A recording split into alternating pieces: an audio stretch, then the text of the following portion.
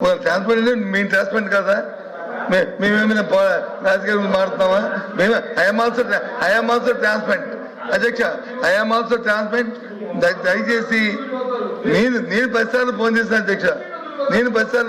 అధ్యక్ష వాళ్ళ అధికారులకు కానీ ఏంటి వాళ్ళకి సమాధానం చెప్పట్లేదు అధ్యక్ష అపార్థం చేసుకోండి మిమ్మల్ని అంటామండి ఒకసారి చెక్ చేసి దాన్ని మంచిగా చేయాలని మా అభిప్రాయం మిమ్మల్ని రిక్వెస్ట్ చేస్తున్నాం మరి సభ ద్వారా అధ్యక్ష చెప్తాను నేను మనవి చేసేది అధ్యక్ష సార్ అధ్యక్ష ఇది అయిపోయినండి చెప్పేసి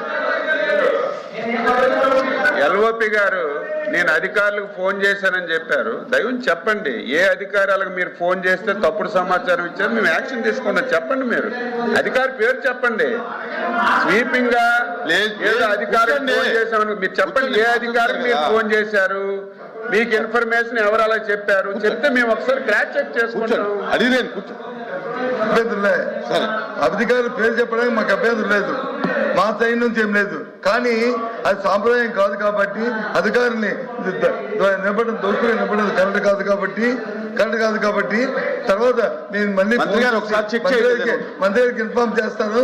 మంత్రి గారిని వచ్చి చెక్ చేసుకోమని చెప్పండి అధ్యక్ష. అది నా నేను సభ్యులు అడిగిన దానికి చెప్పే సమాధానం మేము ట్రాన్స్పరెంట్ గా ఉన్నాం అనేటువంటి మాట ఎందుకు చెప్పామంటే ఏపీటీఏ ఆంధ్రప్రదేశ్ టూరిజం కి సంబంధించినటువంటి వెబ్సైట్ లో క్లియర్ గా పొందుపరిచాం అధ్యక్ష. ఇవాళ కాదు ఒక దాదాపు 7-8 నెలల క్రితం కానీ అధికారులకు ఫోన్ చేసినప్పుడు రెస్పాండ్ అవ్వలేదు అనేది మాట కాదు. అధికారులు నిజంగా చేయకపోతే మేము తప్పనిసరిగా వారితో మాట్లాడతాం.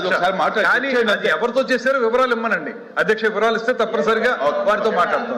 తర్వాత ఇస్తాను సభలో ఇవ్వడం బాగుండదు కానీ అధ్యక్ష ప్లీజ్ ఇంక వదిలేండి.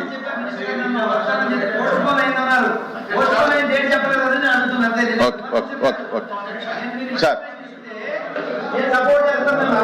కూర్చోండి మాధవ్ గారు కూర్చోండి సార్ ప్లీజ్.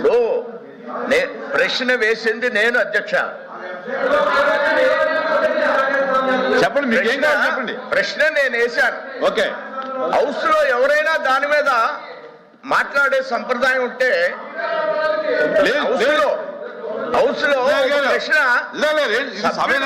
నేను వేశాను ప్రశ్న, నాకు మీరు మంత్రి గారు సమాధానం ఇచ్చారు. కానీ మిగతా సభ్యులు అందరూ కూడా ఇంటర్ఫీర్ అవుతున్నారు. రేపు ప్రతి ప్రశ్నలోనూ ఈ విధంగా ఇంటర్ఫీర్ చేయడానికి అవకాశం ఉంటే పరిశీలించండి అధ్యక్ష.